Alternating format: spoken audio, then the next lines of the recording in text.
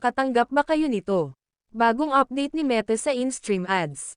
Ang sabi dito, effective October 6, if you don't follow the terms for in-stream ads you may not be eligible to receive any payout for in-stream ads. Pindutin ang see terms upang makita natin kung ano ang mga ito. At dito ay sa-summarize ko na lang ang 5 puntos.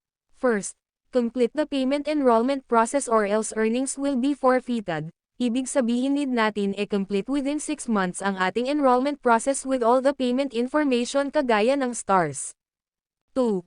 $100 used minimum payout can be accumulated for several months unless account deactivated or terminated. Means, kapag hindi mo yan ma-achieve within this months pwede yan ma-on hold at ma-forward hanggang ilang buwan. 3. Additional pay, net revenue from Meta amount earned direct from advertisers. 4.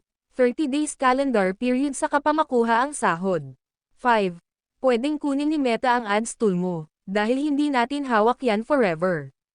Kaya kailangan mag-ingat na sa ating mga pinopost na mga videos upang hindi ito ma-copyright at para hindi ma-deactivate ang ating profile o pages. Yung lang sana nakatulong. Maraming salamat.